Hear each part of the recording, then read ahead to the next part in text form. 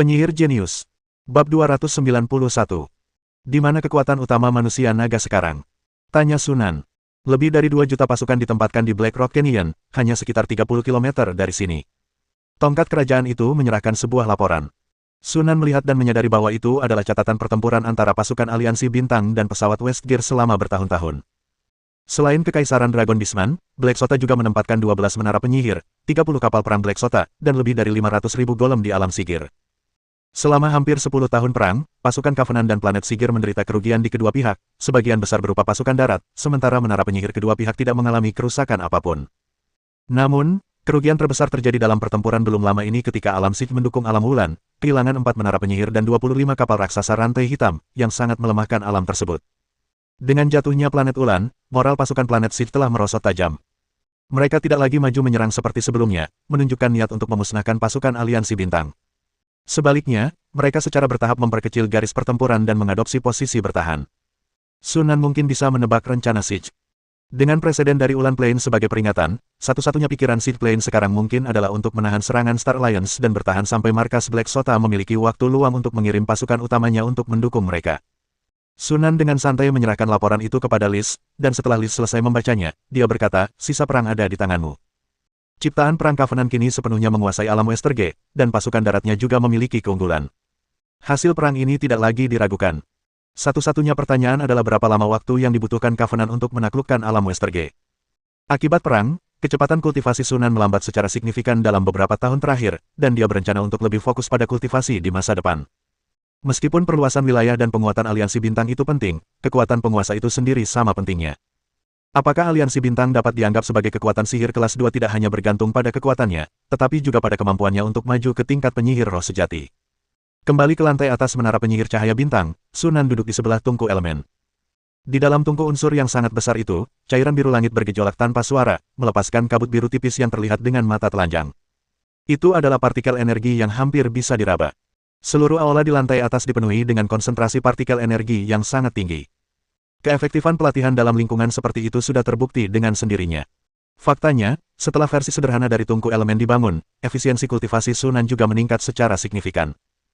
Awalnya, dia memperkirakan bahwa dibutuhkan setidaknya 300 tahun kultivasi untuk menembus tingkat kristalisasi ketiga, tetapi sekarang setelah dia memiliki versi sederhana dari tungku elemen, dia yakin dapat menyelesaikan terobosan tersebut dalam waktu 300 tahun.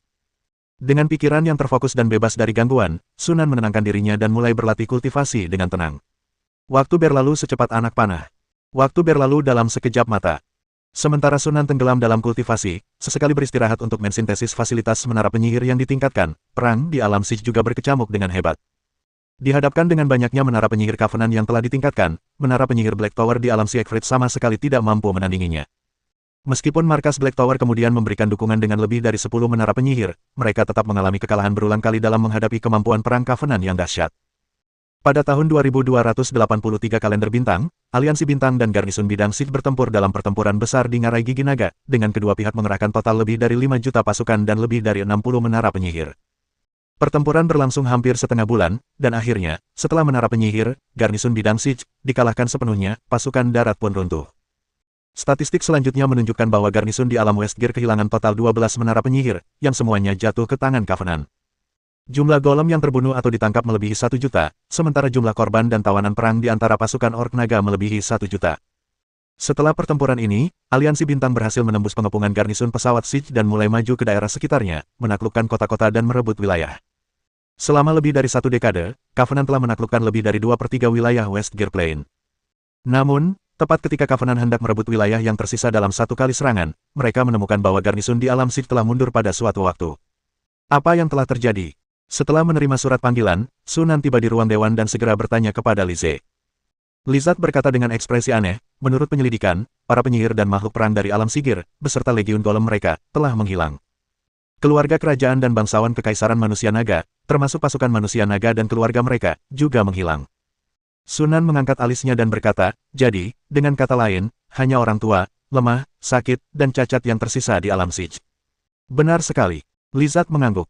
Apa yang sedang direncanakan Black Sota? Tanya Sunan, sedikit bingung. Apakah mereka menyadari bahwa mereka tidak bisa mengalahkan mereka, sehingga mereka dengan tegas meninggalkan alam Siege? Tiba-tiba, Sunan mendapat ide dan berkata, hubungi Fakado dan suruh dia mengawasi pasukan manusia naga yang muncul di alam Manro akhir-akhir ini. Lizard sedikit terkejut, tetapi dengan cepat mengerti dan segera berbalik untuk memberikan perintah. 3 hari kemudian, Falcado mengirim pesan bahwa pasukan besar manusia naga telah ditemukan di medan perang di alam Manro. Seperti yang diperkirakan, Hesota bermaksud memusatkan pasukannya di dataran Manro untuk melawan kita di sana. Lizard bisa memahami tindakan Hesot. Lagi pula, bagaimanapun Anda melihatnya, sudah pasti bahwa bidang G Barat telah ditaklukkan oleh Aliansi Bintang. Daripada terus melakukan perlawanan yang keras kepala, lebih baik untuk menyelamatkan pasukan berharga dan memindahkannya ke bidang Manro untuk memperkuat pertahanan bidang tersebut. Menara hitam cukup tegas dan efisien. Sunan tersenyum kecut. Karena mereka telah secara sukarela menyerahkan dataran Siege, kita tidak perlu bersikap sopan. Mari kita kirim pasukan kita dan rebut kota-kota yang tersisa secepat mungkin. Liz mengangguk lalu bertanya, bagaimana dengan pesawat Manro? Musuh tiba-tiba meningkatkan kekuatan mereka secara signifikan. Haruskah kita mengirim pasukan untuk mendukung Fakado? Mari kita kirim lebih banyak pasukan. Sunan langsung setuju, lalu bertanya tentang hal lain, bagaimana pertempuran dengan pasukan penyihir lainnya. Liz merentangkan tangannya, ini jalan buntu, dengan kedua belah pihak saling bertukar informasi. Aliansi Biru Tua telah mengusir pasukan Roh Buas dari gugusan pesawat langit laut dan bahkan melancarkan serangan balik ke wilayah Roh Buas, merebut 2 pesawat. Mereka telah memperoleh sedikit keuntungan. Menara lonceng Roh Bintang dan hutan garis keturunan memiliki kekuatan yang seimbang. Kedua pihak tidak berniat memperluas medan perang dan tetap mempertahankan medan perang di alam angin musim semi, terus-menerus mengerahkan sejumlah besar pasukan dan artefak perang. Sekarang tempat itu telah menjadi neraka seperti penggiling daging. Diperkirakan bahwa pada saat perang berakhir, alam angin musim semi akan hampir hancur total. Perang antara Aliansi Bintang, Burung Berkepala Seribu, dan Sota Hitam melibatkan pasukan yang tersebar di 22 alam semesta, yang semuanya berskala besar dan memengaruhi banyak orang. Kekuatan militer Protoss Bell Tower atau Bloodline Forest, jika dilihat secara terpisah, lebih besar daripada gabungan kekuatan Covenant, Thousand Headed Bird, dan Black Sota. Kenyataan bahwa 2 pasukan kolosal seperti itu saling berbenturan di satu bidang eksistensi pasti akan menyebabkan kehancuran yang luar biasa. Sekalipun alam Fengkuan cukup beruntung untuk tidak hancur total pada akhirnya, kemungkinan akan membutuhkan beberapa ribu tahun untuk memulihkan vitalitasnya setelah perang. Bagaimana dengan tahta kegelapan dan kitab kebijaksanaan? Tanya Sunan. Lizard berkata, tahta kegelapan berhasil memukul mundur pasukan kitab kebijaksanaan dan bahkan melancarkan serangan balik ke gugusan alam pohon kehidupan. Kitab kebijaksanaan kini berada dalam posisi yang tidak menguntungkan, dan 5 alam telah ditaklukkan oleh tahta kegelapan. Hal ini sangat kontras dengan pertempuran antara Deep Blue Alliance dan Savage Spirits. Namun, Sunan tidak terkejut. Alasan mengapa kitab kebijaksanaan dapat dibandingkan dengan kekuatan sihir seperti tahta kegelapan dan aliansi biru adalah karena kitab itu menggunakan sumber daya sebagai ikatan untuk mengumpulkan sekelompok organisasi afiliasi. Potensi perangnya lebih rendah dibandingkan dengan kekuatan sihir besar lainnya. Dengan semua organisasi afiliasinya yang kini terlibat dalam memerangi pasukan penyihir hitam seperti Black Sota, Palemas, dan Flamewave, tidak sulit untuk memprediksi bahwa Codex Wisdom, yang berjuang sendirian melawan tahta dunia bawah, akan berada dalam posisi yang kurang menguntungkan.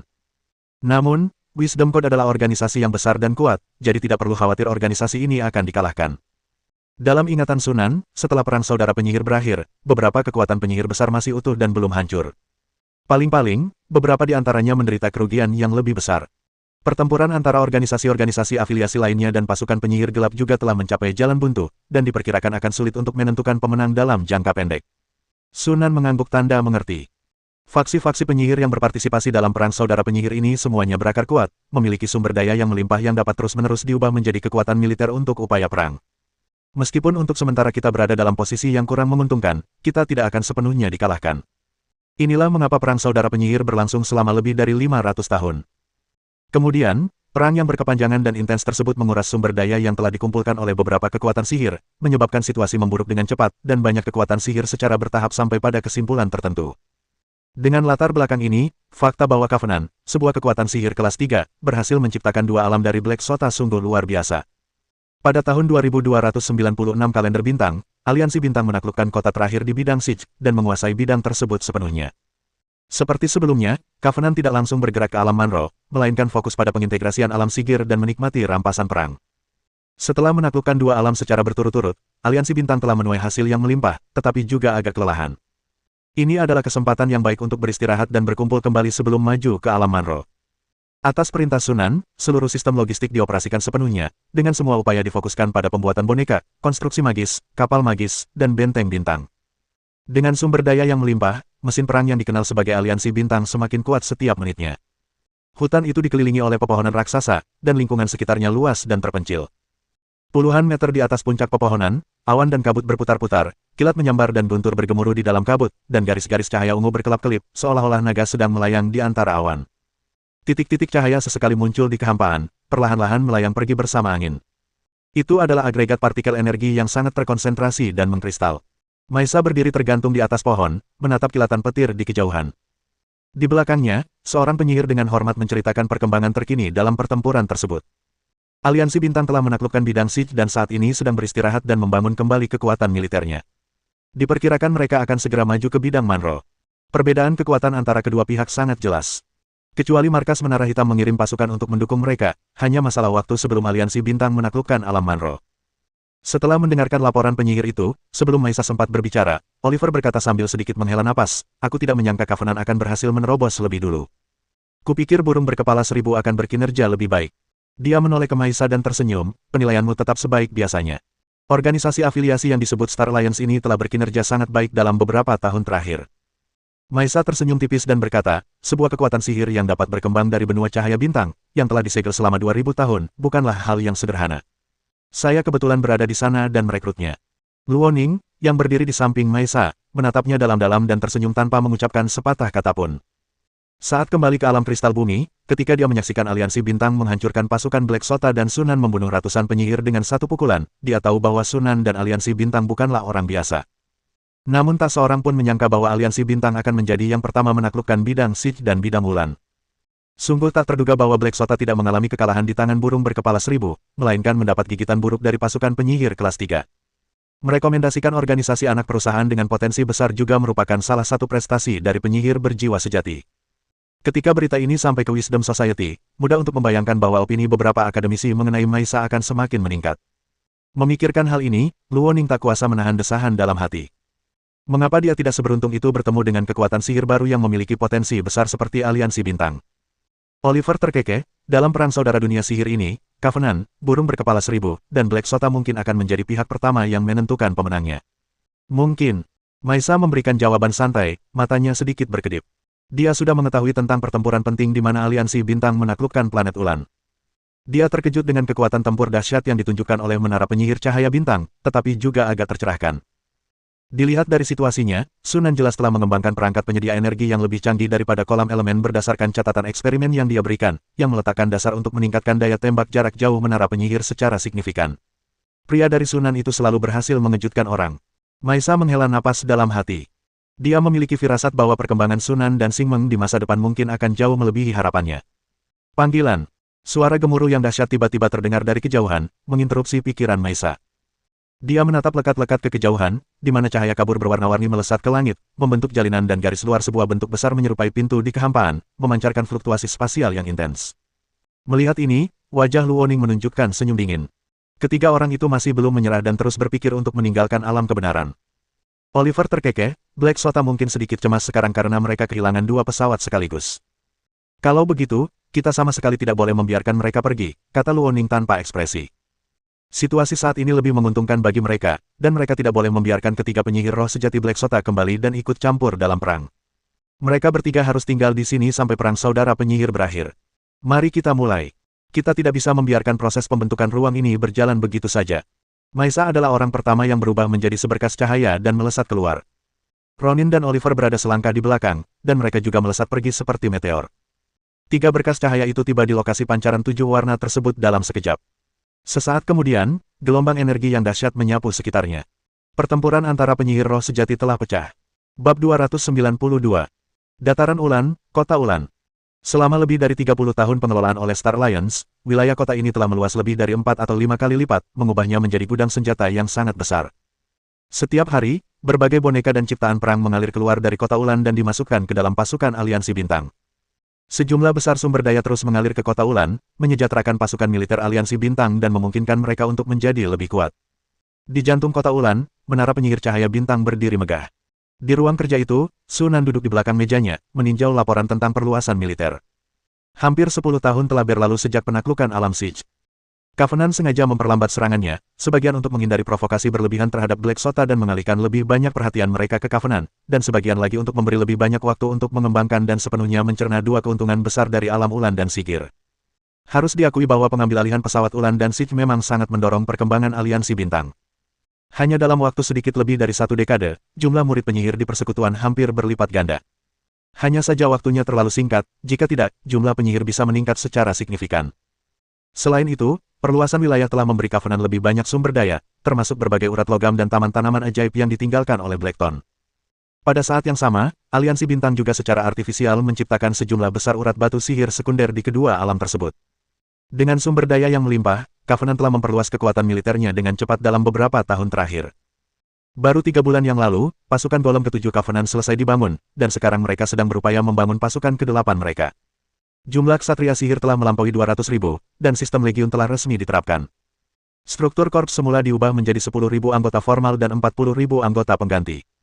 Setiap 5 korps membentuk sebuah legiun, yang terdiri dari 50.000 anggota resmi ditambah 200.000 anggota cadangan. Pada akhirnya, total ada 4 legiun yang dibentuk. Para anggota cadangan tambahan akan ditugaskan sementara ke legiun tambahan, dan akan digabungkan ke dalam pasukan reguler setelah lebih banyak konstruksi bertatahkan sihir diperlengkapi. Secara keseluruhan, jumlah kandidat untuk Ksatria Pola Sihir telah melebihi 1 juta. Dalam periode mendatang, kita perlu fokus pada peningkatan produksi konstruksi bertatahkan sihir dan mengubah sebanyak mungkin calon anggota menjadi anggota resmi.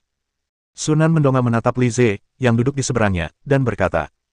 Yang terakhir merenung dan berkata, kita punya banyak hal yang harus diproduksi sekarang, dan logistik kita sudah beroperasi dengan kapasitas penuh. Saya khawatir kita tidak akan mampu menyisihkan lebih banyak energi untuk memproduksi konstruksi rune magis dalam waktu dekat. Jika kita ingin mendapatkan lebih banyak konstruksi rune magis, saya sarankan kita membelinya dari luar. Maksudmu kota segala sesuatu? Tanya Sunan sambil mengelus dagunya. Daftar transaksi eksternal dalam kodeks kebijaksanaan mencakup konstruksi rune, tetapi selama perang, mereka sendiri kekurangan sumber daya dan tidak dapat mengizinkan perjanjian untuk membelinya dalam jumlah besar. Tentu saja, faksi-faksi penyihir lainnya juga disertakan. Saat ini, di seluruh multiverse, hanya kota segala sesuatu yang memiliki kemampuan untuk menjual konstruksi bertatakan sihir dalam jumlah besar. Liz mengangguk dan berkata, aku sudah mengirim orang untuk menyelidiki. Serikat pedagang besar di kota Wanwu, terutama Wanwu House dan Zhenlu Hall, memiliki banyak konstruksi rune sihir. Kita bisa membelinya dari mereka. Satu-satunya masalah adalah harganya agak tinggi. Harga barang di kota segala sesuatu sudah jauh lebih tinggi daripada harga perdagangan internal dalam kitab kebijaksanaan, dan sekarang, dengan berkecamuknya perang, harga semua jenis barang telah meroket. Membeli konstruksi bertatakan sihir dari kota segala sesuatu jauh lebih mahal daripada berdagang dengan kitab kebijaksanaan. Namun, ini bukanlah masalah bagi perjanjian tersebut. Sunan melambaikan tangannya dan mengambil keputusan, baiklah, kita akan membeli dari kota Wanwu. Aliansi bintang mungkin tidak memiliki banyak hal lain, tetapi mereka memiliki banyak batu ajaib. Dalam beberapa dekade mendatang, setelah urat batu sihir sekunder di alam Ulan dan Sith sepenuhnya berkembang dan menghasilkan sejumlah besar batu sihir bermutu tinggi, cadangan batu sihir aliansi bintang akan menjadi jauh lebih melimpah. Kamu tidak perlu khawatir tentang batu-batu ajaib. Langsung saja beli konstruksi rune ajaib dan bangun legiun ksatria rune ajaib lainnya sesegera mungkin. Jadi begitu. Sunan mengalihkan pandangannya dan terus menatap dokumen-dokumen di tangannya. Selama bertahun-tahun, ia telah memfokuskan energinya pada pengembangan, peningkatan menara penyihir cahaya bintang, dan pembuatan fasilitas menara penyihir yang lebih baik. Ia tidak memiliki waktu untuk melanjutkan peningkatan lembah senja, sehingga batas penetasan sarang makhluk tetap sama seperti sebelumnya. Lebih dari 1 dekade kemudian, kawanan serigala hitam, yang menderita kerugian besar dalam perang, telah pulih hingga mencapai ukuran populasi maksimumnya. Jumlah Twilight Wolves baru saja melampaui 400 karena masa inkubasi yang panjang, yang masih jauh dari jumlah maksimum 602. Di sisi lain, jumlah pemburu penyihir akhirnya melebihi 2.000, mencapai 2.282. Termasuk legiun boneka yang dibangun di semua menara penyihir aliansi bintang saat ini memiliki lebih dari 3.000 boneka tingkat penyihir. Bahkan di antara pasukan sihir kelas 2, jumlah boneka tingkat penyihir ini cukup signifikan, sangat mengimbangi jumlah penyihir aliansi bintang yang relatif kecil. Dalam 2 atau 300 tahun lagi, setelah keunggulan populasi di planet Ulan sepenuhnya terwujud, jumlah penyihir di aliansi bintang setidaknya akan berlipat ganda. Sunan merenung dalam hati. Pada saat itu, jumlah penyihir di aliansi bintang hampir tidak akan mampu mengejar pasukan penyihir kelas 2 tersebut. Dalam hal artefak perang, Covenant saat ini memiliki total 56 menara penyihir. Dari semua menara tersebut, hanya 4 menara penyihir, termasuk menara penyihir cahaya bintang, yang dibangun oleh persekutuan itu sendiri. Sisanya diperoleh melalui perang dan kemudian diperbaiki serta dimodifikasi oleh persekutuan. Di antara banyak faksi penyihir, aliansi bintang unik dalam hal ini. Dalam perang biasa antara faksi-faksi penyihir, kedua belah pihak mengalami kerugian dan keuntungan. Jarang sekali terjadi perang seperti aliansi bintang yang menyebabkan menara-menara sihirnya tumbuh semakin besar melalui peperangan, bahkan hampir menjadi sangat kuat melalui peperangan. Jika dilihat dari jumlah menara penyihir saja, aliansi bintang kini dapat dikatakan jauh melampaui pasukan penyihir kelas 3 dan setara dengan beberapa pasukan penyihir kelas 2 yang lebih lemah. Belum lagi menara penyihir aliansi bintang semuanya telah ditingkatkan, dan kekuatan tempurnya selalu lebih unggul daripada menara penyihir dengan level yang sama. Selain menara penyihir, benteng bintang dan armada terbang juga merupakan target utama bagi aliansi bintang untuk menginvestasikan sejumlah besar sumber daya selama bertahun-tahun. Saat ini, Covenant memiliki 103 benteng bintang, hampir 2 kali lipat jumlah sebelum perang. Jumlah armada terbang juga meningkat menjadi 23. Alasan mengapa sumber daya difokuskan pada 2 artefak buatan perang ini juga disebabkan oleh pertimbangan wilayah Jiangsu Selatan. Salah satu alasannya adalah waktu pembangunan benteng bintang dan kapal sihir terbang jauh lebih singkat daripada menara penyihir, yang dapat dengan cepat meningkatkan kekuatan tempur Covenant dalam menciptakan peperangan. Alasan lainnya adalah untuk mendapatkan lebih banyak menara penyihir. Fakta bahwa Covenant mampu merebut begitu banyak menara penyihir sepenuhnya disebabkan oleh kerugian yang sangat besar yang diderita oleh benteng bintang dan kapal sihir terbang. Dalam semua peperangan, dapat dikatakan bahwa Covenant telah menukar benteng bintang dan kapal sihir terbang dengan menara penyihir. Setiap menara penyihir yang direbut pasti disertai dengan kehancuran sejumlah benteng bintang dan kapal sihir terbang. Namun, menurut Sunan, kesepakatan semacam ini sepenuhnya menguntungkan. Jika tidak, jumlah menara penyihir di Covenant tidak mungkin bertambah begitu pesat. Saat membuka halaman terakhir, ekspresi Sunan sedikit berubah. 125 naga. Jumlahnya meningkat begitu cepat. Liz tersenyum tipis dan berkata, jumlah subnaga tingkat tinggi yang telah berevolusi telah meningkat secara signifikan dalam beberapa tahun terakhir, jadi seharusnya ini adalah periode pertumbuhan yang pesat. Sunan mengangguk sambil berpikir. Program peningkatan garis keturunan subnaga tingkat tinggi telah ada selama lebih dari 1000 tahun. Akumulasi pengetahuan dan pengalaman dapat digambarkan sebagai sesuatu yang sangat mendalam. Dilihat dari kronologinya, sudah saatnya perubahan kuantitatif mengarah pada perubahan kualitatif. Diperkirakan bahwa akan ada semakin banyak spesies subnaga tingkat tinggi yang mengalami terobosan evolusi di masa depan. Dalam beberapa ratus tahun ke depan, aliansi bintang mungkin dapat membangun legiun naga yang sesungguhnya. Kalau begitu, kita bisa menginvestasikan lebih banyak sumber daya ke hutan naga untuk mempercepat evolusi spesies subnaga tingkat tinggi, kata Sunan. Liz mengangguk dan berkata, itulah tepatnya yang ingin saya sarankan. Setelah bertukar detail tentang perluasan kekuatan militer, Sunan meletakkan dokumen-dokumen itu dan berkata dengan serius, aliansi bintang telah beristirahat sejenak, dan sekarang saatnya untuk mengambil langkah selanjutnya. Dengan kekuatan kita saat ini, menaklukkan alam Manro bukanlah masalah sama sekali. Lizard merenung sejenak. Pertanyaan kuncinya adalah, apa yang terjadi setelah kita menaklukkan alam Manro? Haruskah kita mendukung burung berkepala 1000? Tujuan Star Alliance tentu saja tidak terbatas hanya pada 3 planet. Bahkan jika mereka menaklukkan planet Manro, mereka tidak akan berhenti sampai di situ. Meskipun demikian, rencana-rencana selanjutnya perlu dipertimbangkan dengan cermat. Menafkahi 10.000 burung bukanlah masalahnya. Kuncinya adalah bagaimana mendistribusikan keuntungannya. Para burung berkepala 1000 telah menginvestasikan sejumlah besar tenaga kerja dan sumber daya dalam perang selama bertahun-tahun. Jika aliansi bintang turun tangan saat ini, akankah para burung berkepala 1000 bersedia? Sekalipun 10.000 burung bersedia, bagaimana keuntungan tersebut akan dibagikan? Seberapa besar tekanan yang harus ditanggung oleh Star Alliance? Semua hal ini perlu didiskusikan dan disepakati oleh kedua belah pihak terlebih dahulu. Setelah berpikir sejenak, Sunan dengan cepat menyusun rencana. Setelah menaklukkan alam Manro, kita tidak akan terburu-buru mendukung burung berkepala 10.000. Mari kita lihat dulu bagaimana keadaan di pihak mereka. Lizard langsung mengerti maksudnya, mengangkat alis dan berkata, kau ingin menunggu 10.000 burung memanggil bantuan. Sunan tersenyum penuh arti, terlalu bersemangat bukanlah hal yang baik. Lizard sepenuhnya setuju. Tidak seperti Covenant, Pausan Hedetbird ditekan dari awal hingga akhir dalam perang melawan Black Sota. Meskipun aliansi bintang menaklukkan 2 planet secara berturut-turut, memaksa Black Sota untuk mengalihkan sebagian pasukannya untuk mendukung planet Manro, yang sebenarnya mengurangi tekanan pada burung berkepala 1000, burung berkepala 1000 secara bertahap menunjukkan tanda-tanda kelemahan seiring berjalannya waktu. Mungkin setelah beberapa waktu, burung berkepala 1000 tidak punya pilihan selain meminta bantuan dari aliansi bintang. Hanya dengan cara itulah Star Alliance, sebagai pihak yang menerima bantuan, dapat menawarkan harga yang lebih tinggi. Dan mereka melakukannya tanpa tekanan apapun. Lagi pula, misi awal aliansi bintang adalah untuk menahan 3 alam ulan, Manro, dan Siege, dan sekarang setelah misi tersebut terlampaui, mereka tidak memiliki kewajiban untuk membantu Wan Tuniao. Jika 10.000 kepala burung menginginkan dukungan mereka harus menawarkan manfaat yang memadai. Bahkan kitab kebijaksanaan pun tidak dapat mengomentari tindakan-tindakan perjanjian tersebut. Selain itu, selama periode ini, aliansi bintang juga dapat mengintegrasikan pesawat Manro untuk lebih meningkatkan kekuatannya. Bagi Covenant saat ini, kekurangan terbesar adalah waktu. Seiring berjalannya waktu, kekuatan perjanjian bertambah 1 poin.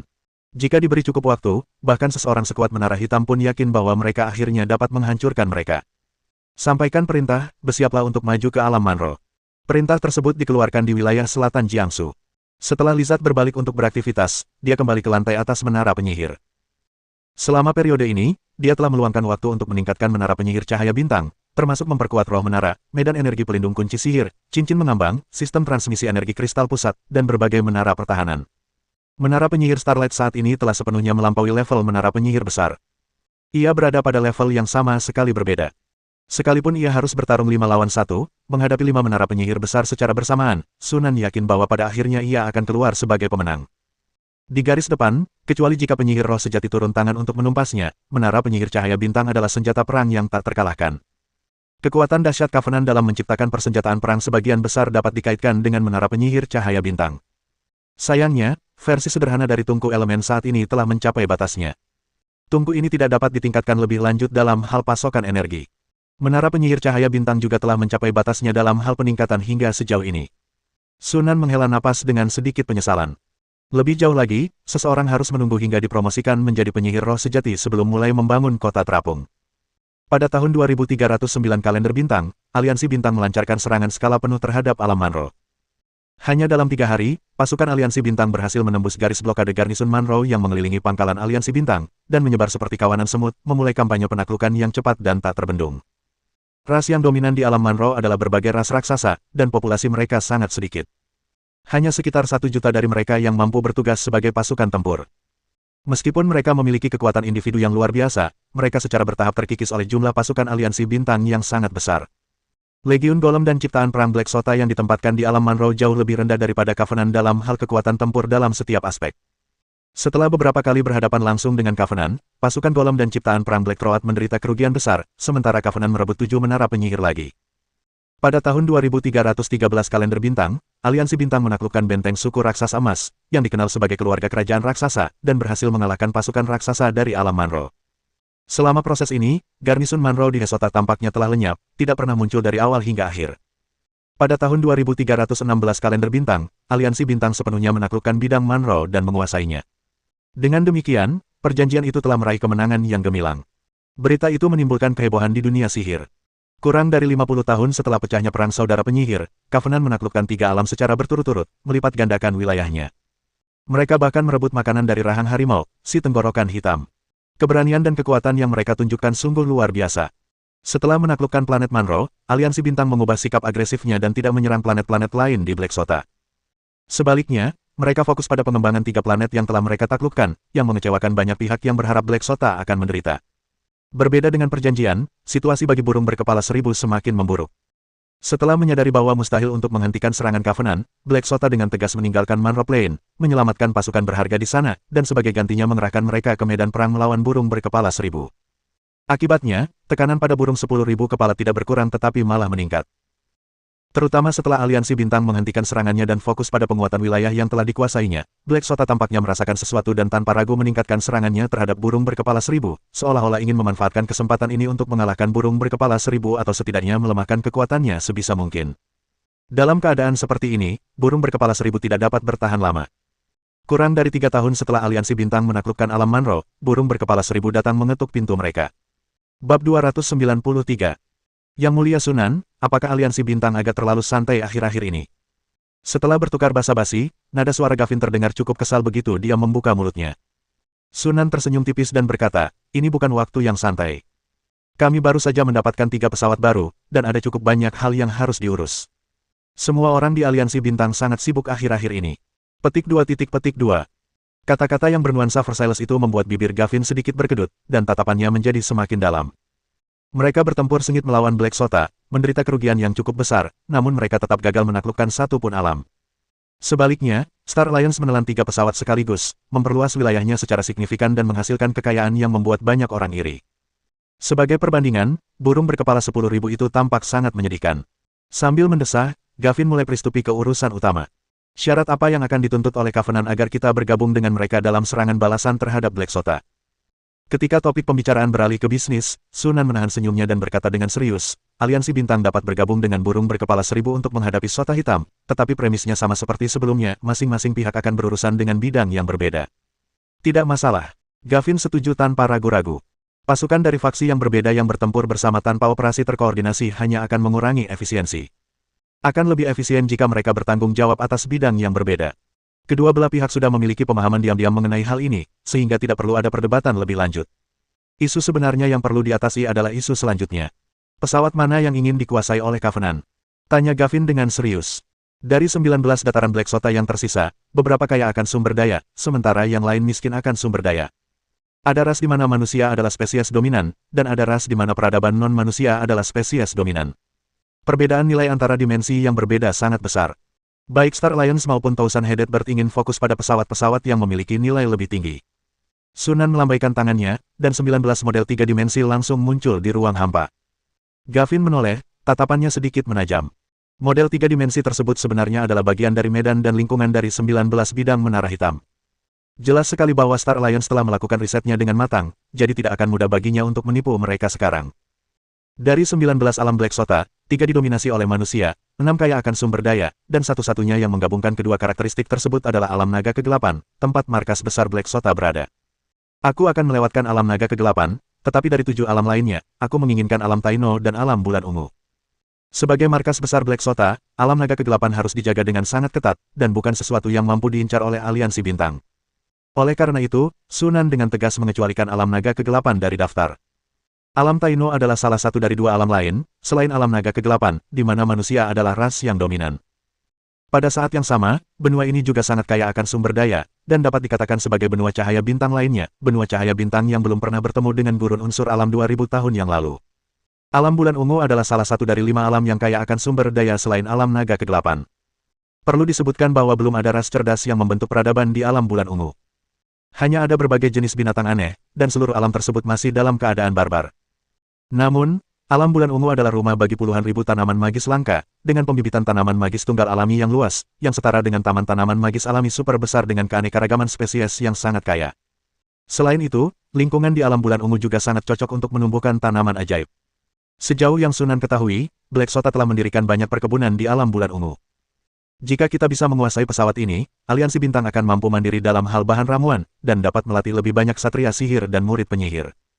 Setelah mendengar perkataan Sunan, Gavin ragu-ragu, mengerutkan kening, dan berpikir sejenak sebelum berkata, baiklah, tetapi aliansi bintang juga akan bertanggung jawab atas 2 pesawat lagi. Yang mana 2? Dataran Baikal dan Dataran Barton. Sunan ragu sejenak, lalu mengangguk setuju. Bisa. Berbeda dengan alam bulan ungu dan alam Taino, alam Baikal dan alam Barton tidak memiliki ras manusia maupun sumber daya yang melimpah. Selain itu, ras asli dari kedua alam tersebut cukup kuat, sehingga keduanya menjadi lawan yang sulit ditaklukkan. Sunan sudah mengantisipasi permintaan Gavin. Jelas bahwa One Tober tidak akan membiarkan Star Alliance mengambil semua keuntungan tanpa memikul tanggung jawab apapun. Sembari memberikan 2 pesawat bernilai tinggi kepada Star Alliance, hal itu pasti juga akan membuat Star Alliance ikut menanggung lebih banyak tekanan. Dengan mengupayakan Covenant untuk menyerang planet Baikal dan Barton, 2 planet yang relatif bernilai rendah, akan dengan mudah menahan sebagian pasukan Black Sota. Dengan cara ini, jumlah pesawat yang dihadapi burung berkepala 1000 berkurang menjadi 15, sehingga tekanan pun berkurang drastis. Meskipun kehilangan pesawat bulan ungu dan pesawat Taino, 2 pesawat bernilai tinggi, manfaat keseluruhannya lebih besar daripada kerugiannya. Pada akhirnya, burung berkepala 10.000 mungkin tidak akan mampu menaklukkan alam bulan ungu dan alam Taino sejak awal, karena alam-alam itu memang bukan milik mereka, jadi apa gunanya membicarakan tentang memberikan imbalan apapun. Senang sekali bisa berbisnis dengan Anda. Senang sekali bisa berbisnis dengan Anda. Setelah mencapai kesepakatan, Gavin segera meninggalkan kota Ulan dengan tergesa-gesa. Sebagai orang yang bertanggung jawab atas 10.000 burung berkepala, dia harus mengambil keputusan dalam banyak hal dan tidak bisa berada di luar terlalu lama. Dengan 4 pesawat pasukan tambahan yang keluar, burung berkepala 1000 kemungkinan akan mengintensifkan serangannya. Setelah Gavin pergi, Lise masuk ke ruang kerja. Dia mendengar seluruh percakapan itu. Sunan tertawa dan berkata, bukankah ini bahkan lebih baik? Dengan 10.000 burung yang menjaga garis pertahanan, tekanan pada kita akan berkurang. Bagi Black Sota, apapun rekam jejak Covenant di masa lalu, itu tidak pernah semenantang burung berkepala 1000. Lagi pula, perbedaan kekuatan memang tak terbantahkan. Burung berkepala 10.000 secara keseluruhan lebih kuat daripada aliansi bintang. Jika Black Sota memfokuskan upaya mereka untuk menghadapi Covenant, dan Thousand Headed Bird memanfaatkan situasi tersebut, kerugiannya bisa jauh melebihi hanya 3 pesawat. Kecuali jika serangan Star Alliance terlalu cepat dan berhasil menaklukkan keempat alam Purple Moon dan Taino dalam waktu singkat, Black Sota mungkin akan mengalihkan target utamanya.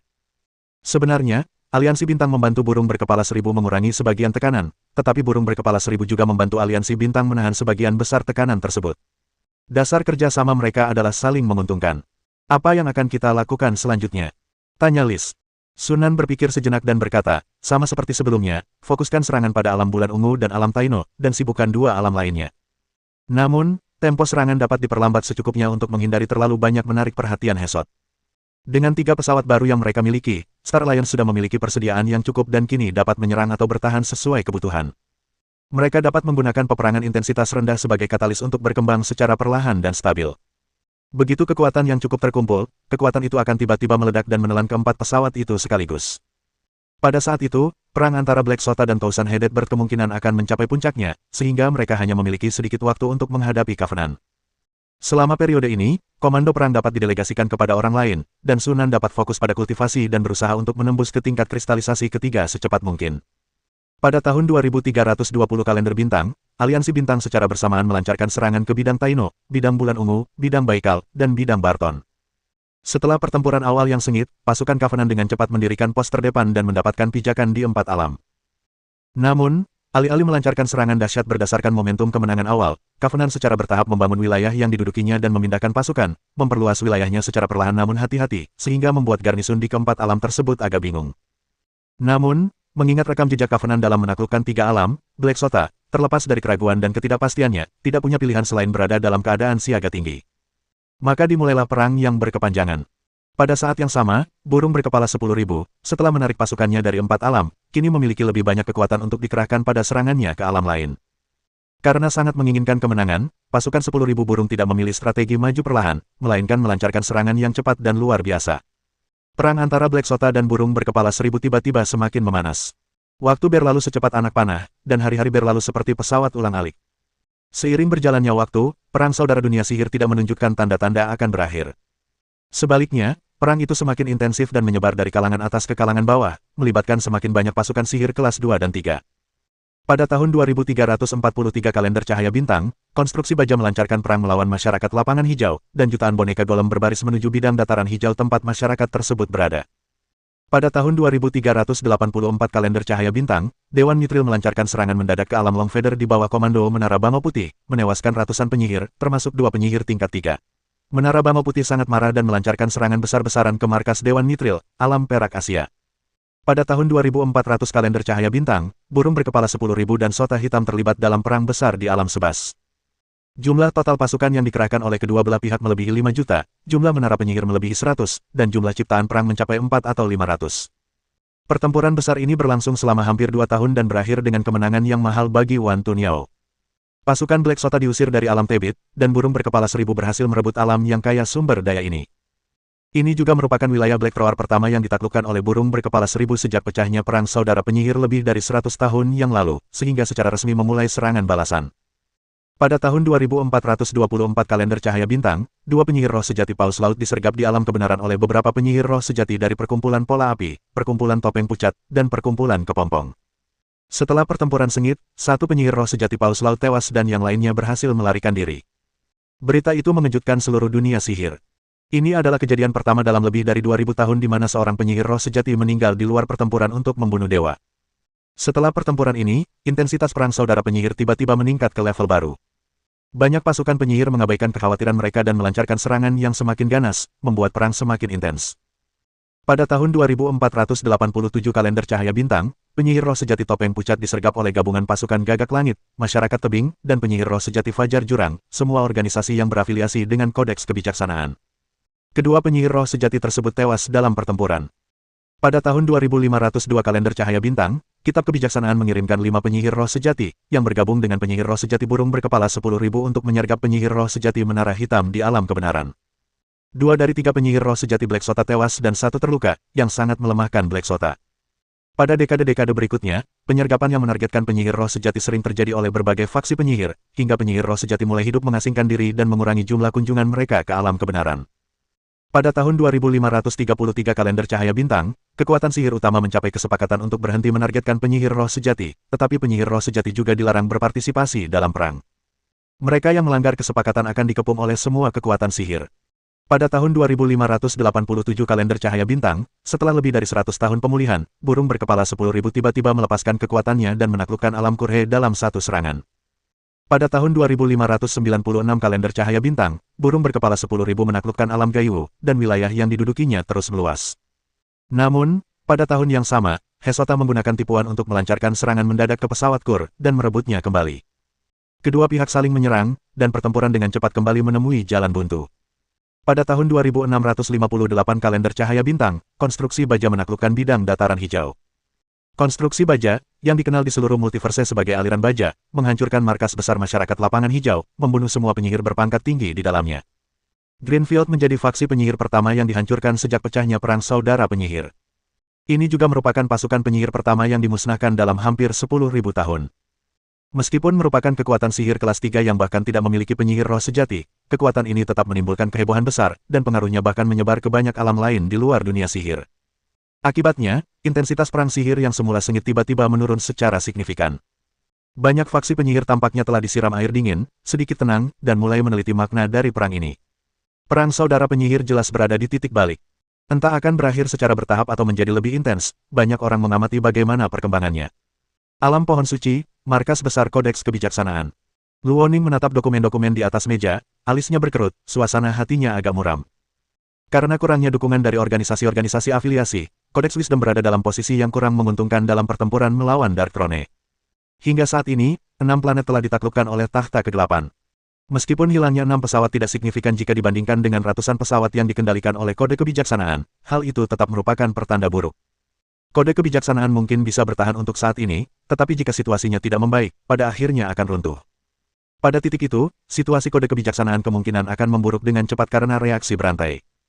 Kita perlu memikirkan hal ini sesegera mungkin.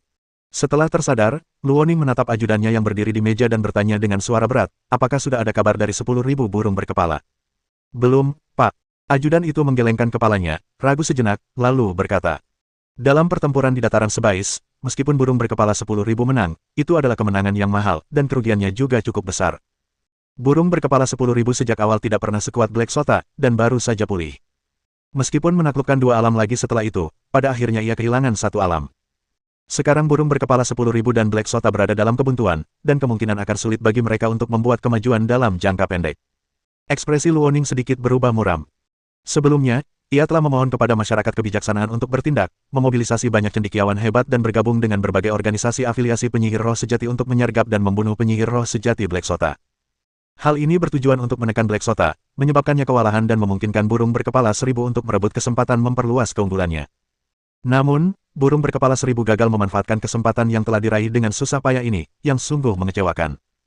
Awalnya ia berencana agar burung berkepala 1000 berurusan dengan Menara Hitam sesegera mungkin sehingga ia dapat membebaskan sumber dayanya untuk mendukung Kodeks Kebijaksanaan, tetapi sekarang tampaknya rencana ini mustahil untuk diwujudkan. Setelah lama terdiam, Luoning tiba-tiba bertanya, bagaimana dengan Star Alliance? Kita belum banyak mendengar kabar tentangnya akhir-akhir ini. Bab 294. Saat menyebut aliansi bintang, ekspresi ajudan itu menjadi agak aneh. Setelah ragu sejenak, dia berbisik. Aliansi bintang masih sama seperti dulu. Dunia sihir telah dipenuhi dengan pasang surut dan kekacauan yang terus-menerus selama 300 tahun terakhir. Namun, Covenant, yang juga terjebak dalam pusaran perang, memiliki gaya yang sama sekali berbeda. Meskipun menyerang 4 pesawat secara bersamaan, Covenant tetap mempertahankan pendekatan yang tenang dan tidak terburu-buru selama bertahun-tahun. Meskipun memiliki keunggulan jumlah pemain, mereka tidak menunjukkan tanda-tanda akan melancarkan serangan besar-besaran, melainkan bermain dengan tenang dan hati-hati sepanjang pertandingan. Dibandingkan dengan pertempuran sengit antara burung berkepala 1000 dan Sota Hitam, Covenant tampaknya mengadopsi strategi menunggu dan melihat. Luoning sedikit mengerutkan kening setelah mendengar kata-kata ajudannya. Dia juga tidak sepenuhnya memahami rencana aliansi bintang. Sebenarnya apa yang sedang direncanakan Sunan? Meskipun Covenant adalah organisasi afiliasi dari Kodeks Wisdom, keduanya lebih seperti mitra yang terikat oleh kepentingan. Karena Covenant telah memenuhi kewajibannya untuk menahan sebagian pasukan Black Sota, Kodeks Wisdom tidak dapat memaksa Covenant untuk melakukan apapun. Meskipun Ronin tidak puas dengan tindakan Covenant, dia tidak bisa berkata apa-apa. Setelah mengerutkan kening dan berpikir lama, dia mendongak dan berkata kepada ajudannya, pergilah sendiri ke Aliansi Bintang dan tanyakan pada Sunan apa pendapatnya. Jika Aliansi Bintang bersedia mengintensifkan serangannya dan memberi tekanan lebih pada Black Sota, kita dapat memberi mereka dukungan sumber daya. Baik, Pak. Dimensi Ulan, Kota Ulan. Lantai teratas Menara Penyihir Cahaya Bintang, di depan bengkel elemen. Sunan duduk bersila di tanah, matanya terpejam dan tak bergerak. Partikel energi padat mengelilinginya, hampir mengeras, tampak seperti kabut tipis berwarna-warni yang sepenuhnya menyelimutinya. Di ruang hampa yang tak terlihat, setiap detik, sejumlah besar partikel energi memasuki tubuhnya. Setelah beberapa waktu yang tidak diketahui, fluktuasi aneh tiba-tiba muncul dari tubuh Sunan.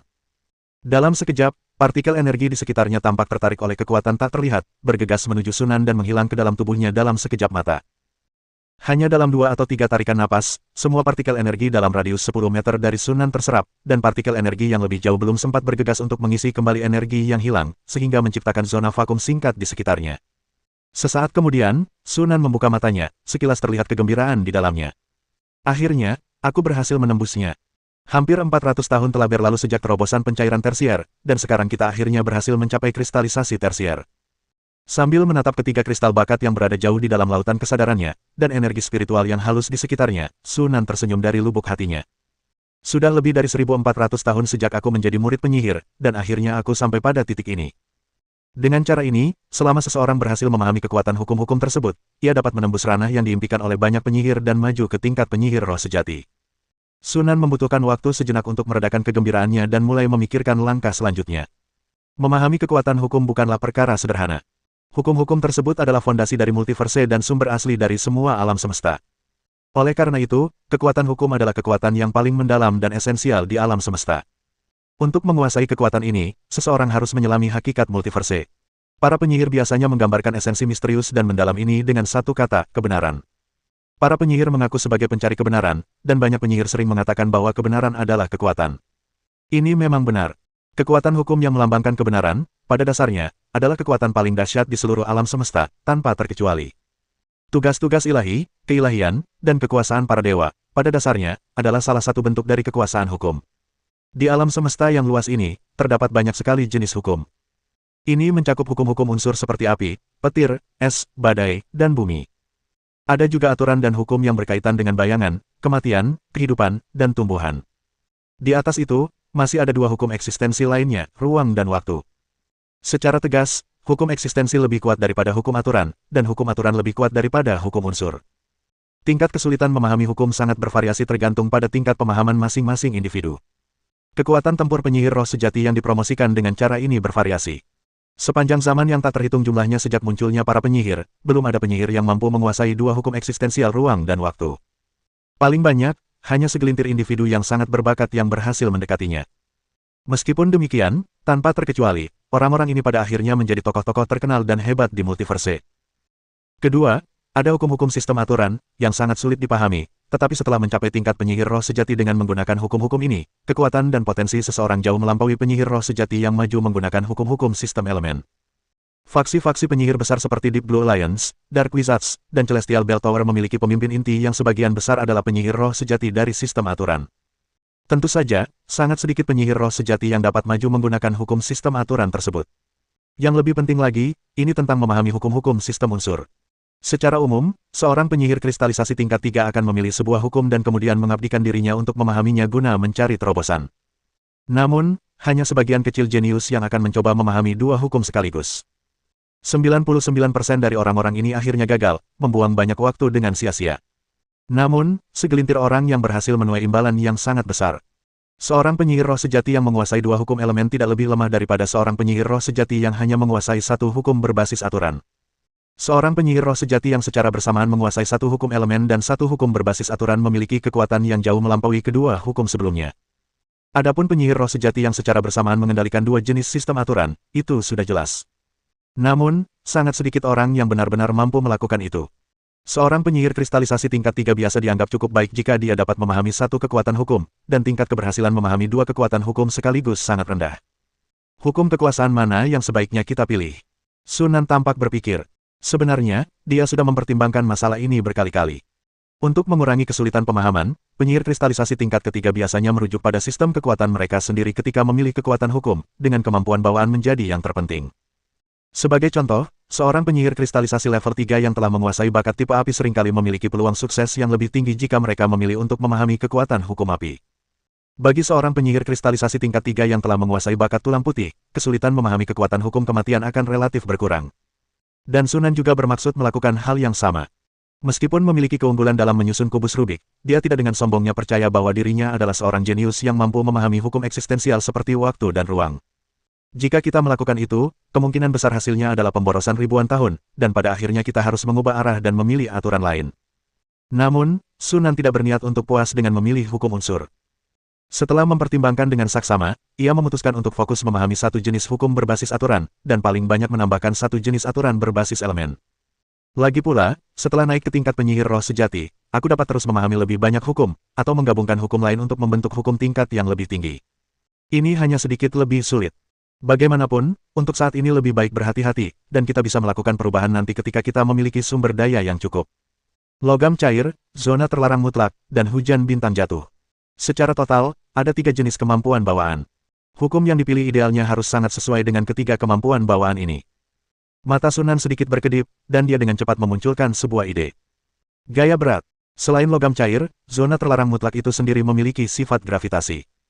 Selain itu, bintang jatuh dalam hujan meteor juga berkaitan dengan gravitasi. Dengan menggunakan dua kemampuan bawaan ini untuk memahami hukum gravitasi, tentu akan membuat segalanya jauh lebih mudah. Selain itu, gravitasi adalah manifestasi dari gravitasi universal, yang merupakan efek geometris dari kelengkungan ruang waktu. Jika seseorang memahami hukum gravitasi, ia mungkin dapat menggunakannya sebagai dasar untuk mencoba memahami gravitasi universal, dan bahkan lebih jauh lagi memahami hukum ruang dan waktu. Secara umum, meskipun hukum gravitasi mungkin tampak lebih rendah dibandingkan hukum kematian dan kehidupan, sebenarnya hukum gravitasi memiliki potensi yang lebih besar dan dapat memainkan peran yang luar biasa dalam pertempuran sesungguhnya. Tentu saja, akan lebih baik jika dikombinasikan dengan hukum dasar. Sunan tidak ragu lama sebelum memutuskan untuk memilih jurus petir. Ciri paling menonjol dari hukum gravitasi adalah kemampuannya untuk memperlambat dan menekan musuh dengan tekanan yang berat.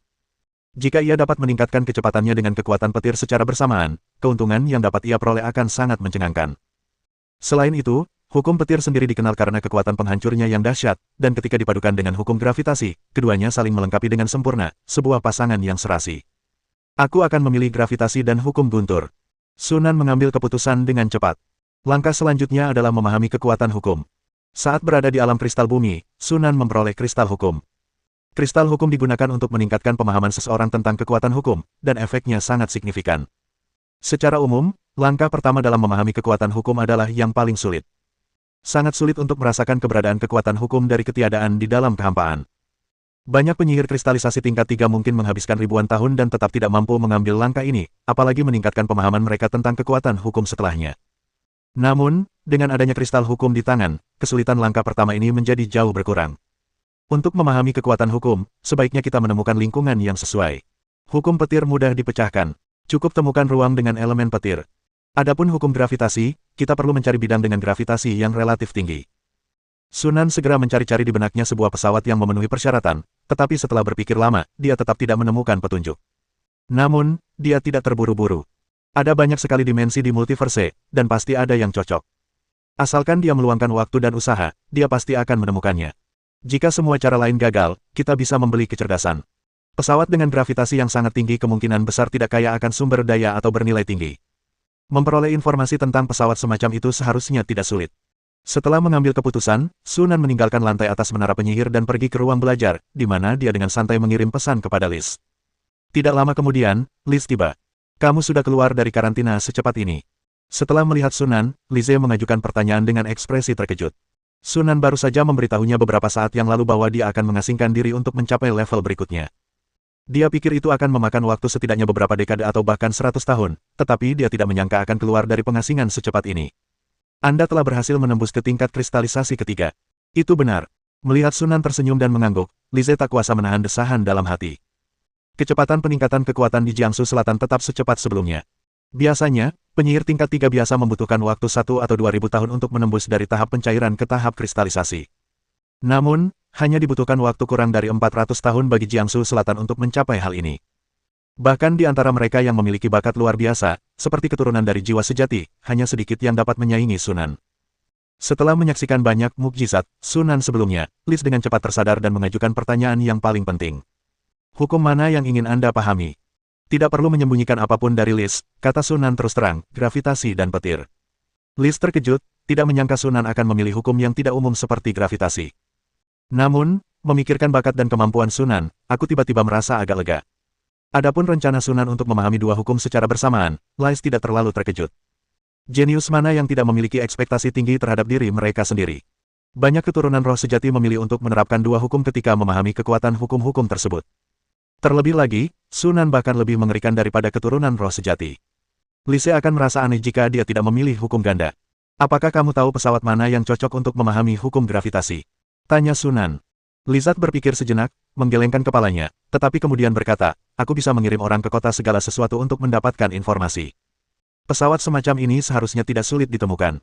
Kalau begitu, mari kita akhiri sampai di situ. Sunan mengangguk, lalu mengganti topik pembicaraan dan bertanya tentang situasi terkini. Selama bertahun-tahun, dia telah tinggi merset dalam kultivasi dan tidak terlalu memperhatikan dunia luar. Tetapi setelah mendengarkan Lais menceritakan perubahan situasi perang saudara penyihir selama 300 tahun terakhir, sebuah cahaya aneh muncul di matanya.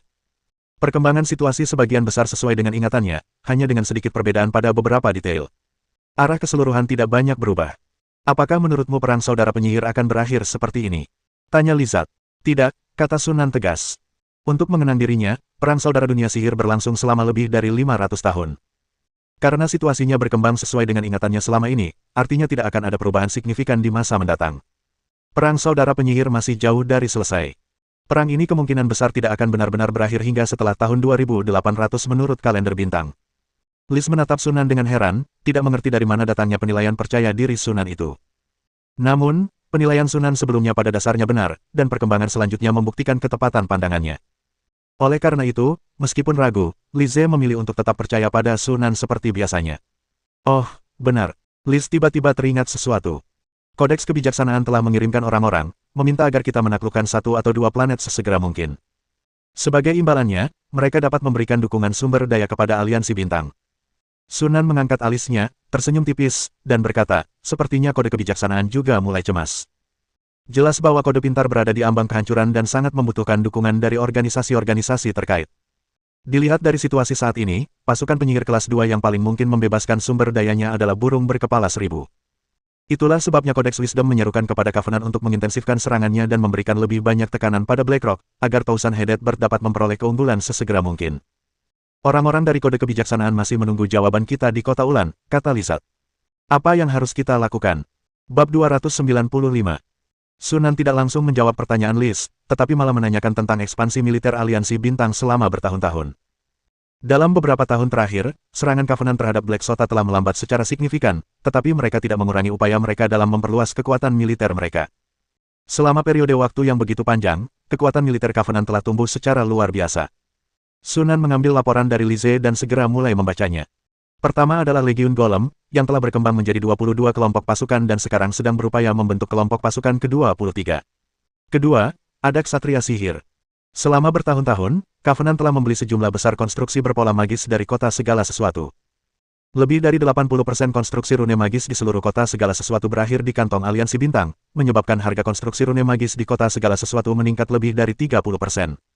Perubahan yang dihasilkan juga cukup signifikan.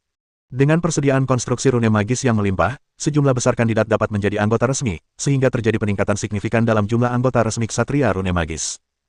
Karena penurunan tajam jumlah anggota cadangan, Covenant langsung mengeluarkan anggota cadangan dari Legiun, hanya menyisakan anggota resmi.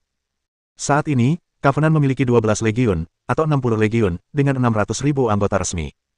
Selain itu, terdapat lebih dari 500.000 anggota cadangan yang diharapkan akan dilengkapi dengan konstruksi rune magis dan menjadi anggota resmi di masa mendatang.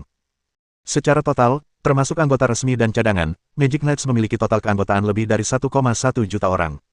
Ini sudah menjadi batas saat ini untuk Star Alliance. Masa hidup seorang ksatria sihir terbatas. Saat ksatria sihir baru bergabung dengan pasukan, beberapa ksatria sihir yang lebih tua pergi karena cedera, penyakit, atau usia tua. Seiring waktu, keduanya akan secara bertahap mencapai keseimbangan. Pada akhirnya, jumlah total anggota ksatria sihir akan berfluktuasi di sekitar ambang batas tertentu. Kecuali jika terjadi perang, tidak akan ada peningkatan atau penurunan yang signifikan. Ambang batas numerik ini bergantung pada berapa banyak wilayah peradaban, yang didominasi oleh ras-ras utama, yang dikendalikan oleh Covenant. Saat ini, aliansi bintang hanya memiliki dua alam manusia, alam ulan dan benua cahaya bintang. Memiliki jumlah ksatria rune sebanyak ini sudah merupakan batas maksimal. Di pihak Legiun Pemburu Penyihir, jumlah bonekanya telah melebihi 5.000. Termasuk legiun boneka yang dibangun di semua menara penyihir aliansi bintang saat ini memiliki hampir 8.000 boneka tingkat penyihir. Karena Sunan sibuk berlatih kultivasi dan tidak sempat memodifikasi Twilight Valley, jumlah maksimum serigala tetap tidak berubah. Setelah lebih dari 300 tahun, Twilight Wolves akhirnya mencapai jumlah maksimum yaitu 602. Dalam hal artefak perang, karena melambatnya serangan, Covenant hanya berhasil merebut sedikit menara penyihir dalam beberapa tahun terakhir, dan pada dasarnya telah membangun menara penyihir mereka sendiri. Jumlah menara penyihir kini telah bertambah menjadi 71, dan sebagian besar di antaranya telah diperkuat. Di luar menara penyihir, pertumbuhan jumlah benteng bintang dan armada terbang jauh lebih mengesankan. Jumlah yang pertama telah melebihi 500. Jumlah yang terakhir juga melonjak menjadi 65. Alasan utamanya adalah intensitas perang dalam beberapa tahun terakhir tidak tinggi, dan kerusakan akibat perang relatif kecil, sehingga peningkatan tersebut signifikan. Namun, hal yang paling menyenangkan bagi Sunan adalah peningkatan jumlah penyihir. Lebih dari 300 tahun pengelolaan dan pengembangan telah cukup untuk memanfaatkan sepenuhnya keunggulan populasi dataran Ulan. Saat ini, jumlah total penyihir perjanjian bintang telah mencapai 1767. Secara keseluruhan, dibandingkan dengan saat Covenant baru saja menaklukkan wilayah Manro dan Sigir, kekuatan militernya telah meningkat lebih dari 2 kali lipat. Tidak termasuk penyihir roh sejati, kekuatan keseluruhan aliansi bintang sekarang cukup untuk mengklasifikasikannya sebagai kekuatan sihir kelas 2. Begitu Sunan naik ke tingkat penyihir roh sejati, dia akan langsung menjadi anggota pasukan penyihir kelas 2. Bagus. Setelah membaca dokumen itu, Sunan tersenyum puas. Balaslah kepada orang yang menulis kode kebijaksanaan dan katakan bahwa kita telah menyetujui permintaan mereka. Setelah sekian lama dikembangkan, kini saatnya kita memamerkan taring kita. Bagaimanapun, Sunan awalnya berencana agar aliansi bintang melancarkan serangan besar-besaran dalam waktu dekat untuk merebut keempat alam Black Sota, dan mengambil kesempatan untuk menuntut beberapa sumber daya dari kitab kebijaksanaan. Lizard bertanya, sumber daya apa yang harus kita minta dari kitab kebijaksanaan? Rune sihir atau material? Aku tidak menginginkan satupun dari mereka. Mata Sunan berkilat. Aku menginginkan buah hukum. Lizard terdiam sejenak, lalu ekspresinya berubah menjadi ekspresi menyadari sesuatu secara tiba-tiba. Meskipun nama, buah hukum, mengandung kata, buah, itu bukanlah buah sungguhan, melainkan istilah kolektif untuk kristalisasi material dari kekuatan hukum, yang terutama berasal dari alam kebenaran. Dalam keadaan normal, kekuatan hukum adalah keberadaan yang misterius dan ilusi yang hanya dapat dipahami melalui perasaan dan tidak dapat disentuh secara nyata. Namun, di alam kebenaran, yang dikenal sebagai tanah suci hukum, kekuatan hukum yang melimpah dapat terwujud dalam bentuk fisik dalam keadaan tertentu, memungkinkan orang untuk benar-benar bersentuhan dengannya. Semua hukum yang terwujud secara kolektif disebut sebagai buah dari hukum. Sebagian besar buah hukum tidak memiliki atribut khusus, dan setiap penyihir roh sejati dan penyihir kristalisasi tingkat 3 dapat menyerap dan mengubahnya untuk meningkatkan pemahaman dan kendali mereka atas hukum-hukum tersebut. Dapat dikatakan bahwa satu buah hukum saja dapat meningkatkan kemungkinan seorang penyihir kristal level 3 naik level menjadi penyihir roh sejati sebesar 10% hingga 20%. Jangan remehkan peluang yang hanya 10% hingga 20%. Peluang rata-rata seorang penyihir kristal level 3 untuk naik level menjadi penyihir roh sejati awalnya kurang dari 10%. Satu buah hukum meningkatkan peluang tersebut beberapa kali lipat, menunjukkan kelangkaannya. Justru karena begitu berharganya, kode kebijaksanaan mungkin tidak menyetujui syarat ini. Negosiasi akan diperlukan untuk mengetahuinya. Setelah menyerahkan masalah itu kepada Liz, Sunan kembali ke lantai atas menara penyihir. Dia baru saja berhasil menembus batasan, dan wilayah kekuasaannya masih perlu dikonsolidasikan. Sebelum memperoleh informasi tentang bidang gravitasi, ini adalah waktu yang tepat untuk memperkuat posisi kita. Buah dari hukum. Setelah mengetahui syarat-syarat aliansi bintang dari bawahannya, Luoning terkejut dan menunjukkan ekspresi takjub. Apakah wilayah Jiangsu Selatan telah mencapai terobosan dalam kristalisasi tingkat 3? Begitu pikiran itu terlintas di benak Luoning, ia secara naluriah ingin menolaknya. Lagi pula, setahu dia, Sunan telah mencapai tingkat pencairan ketiga kurang dari 400 tahun yang lalu. Sungguh sulit dipercaya bahwa dia telah mencapai tingkat tersebut lagi dalam waktu sesingkat itu. Mungkin Sunan belum mencapai terobosan, dan keinginannya terhadap buah hukum hanyalah persiapan untuk memahami hukum-hukum tersebut setelah terobosan di masa depan. Namun, mengingat banyaknya penampilan mengejutkan Sunan sejauh ini, Luoning menjadi agak ragu. Seorang anak ajaib seperti Sunan tidak bisa dinilai berdasarkan standar konvensional. Memikirkan hal ini, Luoning tak kuasa menahan perasaan campur aduk. Aku tak pernah membayangkan bahwa aku, yang selalu diakui sebagai seorang jenius, suatu hari nanti akan menganggap penyihir muda lainnya sebagai monster. Luoning menghela napas. Pertama Maisa, dan sekarang Sunan. Ternyata ada cukup banyak monster di dunia ini. Sambil menggelengkan kepalanya untuk menjernihkan pikirannya dari gangguan, Luoning mengeluarkan sebuah kristal, meletakkannya di antara alisnya selama beberapa detik, lalu menghancurkannya, mengubahnya menjadi aliran cahaya yang menghilang ke dalam kehampaan. Sekitar setengah jam kemudian, cahaya itu kembali muncul dari udara dan mendarat di depan Luoning, berubah menjadi sebuah karakter besar. Bisa. Melihat ini, Luoning menghela napas lega dan menoleh ke bawahannya, berkata, setujui syarat-syarat aliansi bintang, tetapi mereka harus menaklukkan setidaknya satu alam dalam waktu 100 tahun. Baik, Pak. Ketika utusan kode kebijaksanaan tiba di kota Ulan, Sunan tidak lagi berada di dimensi Ulan. Seperti yang dia duga, aliansi bintang dengan mudah membeli informasi tentang beberapa bidang gravitasi dari 3 serikat pedagang utama di kota segala sesuatu. Setelah menerima informasi tersebut, Sunan segera berangkat menuju salah satu pesawat. Apakah ini dimensi roh yang jatuh? Di langit yang tinggi, Sunan melayang di udara, mengamati sekelilingnya. Kemanapun Anda memandang, yang ada hanyalah kesunyian dan kesuraman. Hamparan hutan belantara yang luas itu hanya dipenuhi pasir dan bebatuan bergerigi. Tak satu pun tumbuhan terlihat, begitu pula jejak kehidupan. Tempat itu sunyi senyap mencekam. Sepertinya pesawat ini sangat kekurangan sumber daya. Itu masuk akal. Kalau tidak, orang-orang di kota segala sesuatu itu tidak akan menjual informasi tersebut dengan mudah. Sunan tidak peduli. Dia tidak mengincar sumber daya tersebut. Sebaliknya, Sunan cukup puas dengan karakteristik lain dari alam roh yang jatuh. Saat memasuki dimensi itu, dia merasakan tekanan yang sangat berat. Sebuah gravitasi yang mengerikan menyelimuti seluruh tubuh mereka hampir secara bersamaan. Ini bukan tekanan biasa. Tekanan gravitasi bersifat menyeluruh, dengan setiap inci daging, setiap tulang, dan bahkan setiap sel organisme terkena tekanan 360 derajat tanpa titik buta. Jika Anda sedikit saja lebih lemah, Anda akan hancur berkeping-keping oleh gravitasi yang mengerikan dalam sekejap. Gravitasinya mungkin lebih dari 100 kali lipat gravitasi benua Starlight. Makhluk apapun di bawah level ksatria legendaris yang memasuki tempat ini kemungkinan besar akan binasa dalam sekejap. Orang-orang di Jiangsu Selatan merasa takjub. Menurut informasi yang diberikan oleh kota segala sesuatu, terdapat sangat sedikit makhluk di alam roh yang jatuh, tetapi tanpa terkecuali, semuanya memiliki kekuatan yang luar biasa pada tingkat penyihir. Hal itu masuk akal. Apapun yang dapat beradaptasi dan bertahan hidup di lingkungan dengan gravitasi setinggi itu pasti sangat kuat. Informasi yang diperoleh menyebutkan lokasi makhluk-makhluk tersebut, tetapi Sunan tidak berniat untuk berhubungan dengan mereka. Dia menghindari lokasi-lokasi tersebut dan mulai mencari tempat yang untuk memahami aturan-aturan yang berlaku. Gaya gravitasi bervariasi di berbagai bagian pada bidang yang sama. Sunan membutuhkan waktu cukup lama untuk menemukan tempat dengan gravitasi yang relatif lebih tinggi, mengeluarkan golem khusus yang telah ia buat dari kubus Rubik, dan mendirikan perkemahan sementara yang sederhana. Dia memerintahkan golem untuk berpatroli dan menjaga area tersebut, lalu Sunan memasuki rumah, duduk bersila, dan mulai memahami hukum-hukum tersebut.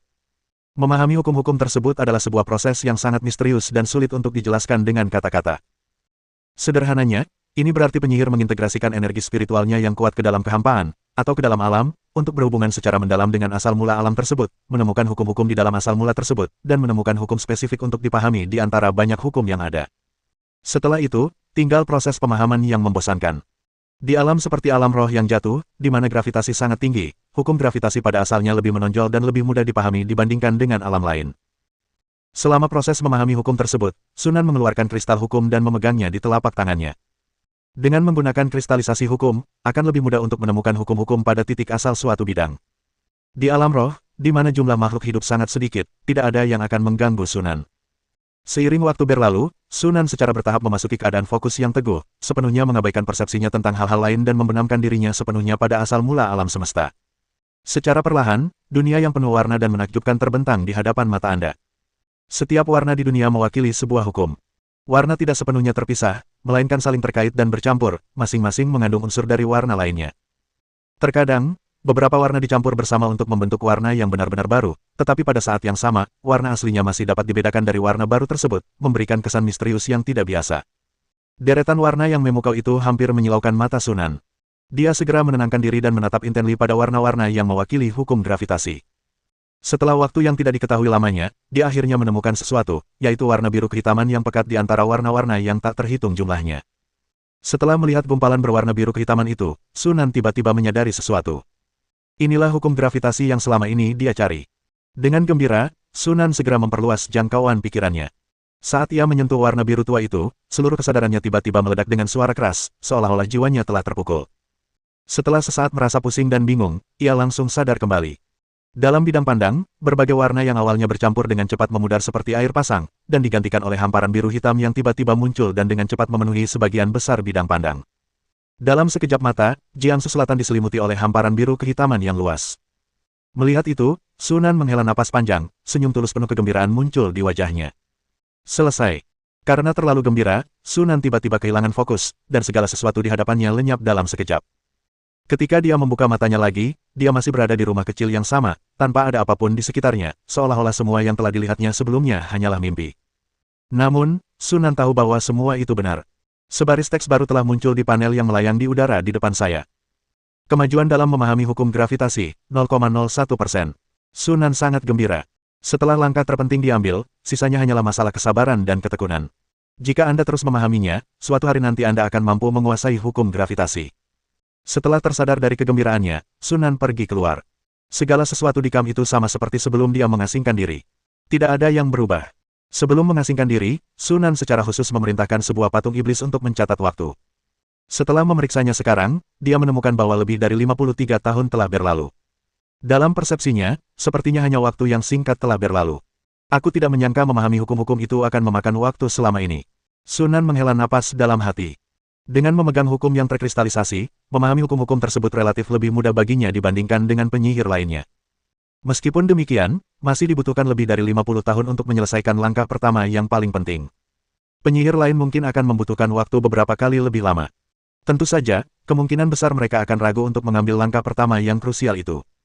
Meskipun telah mengalaminya sendiri, Sunan masih merasa bingung ketika diminta untuk menjelaskan proses dan pengalamannya dalam memahami hukum-hukum tersebut. Pengalaman sebelumnya terasa seperti mimpi. Meskipun aku masih bisa mengingatnya, aku tidak bisa menggambarkannya dengan kata-kata. Jika saya harus mendeskripsikannya, itu adalah idealisme. Tidak mengherankan jika tak seorang pun penyihir sejati mampu merangkum pengalaman memahami hukum-hukum tersebut selama bertahun-tahun. Bukannya mereka tidak mau, tetapi mereka tidak bisa. Ini adalah sesuatu yang hanya bisa kamu alami sendiri. Orang lain tidak bisa banyak membantu. Sunan menggelengkan kepalanya, berbalik, dan kembali ke dalam rumah untuk berlatih. Ini hanyalah pemahaman awal tentang hukum-hukum tersebut. Pemahaman yang lebih mendalam diperlukan hingga seseorang benar-benar menguasai kekuatan hukum-hukum tersebut sebelum maju ke tingkat penyihir roh sejati. Bersambung.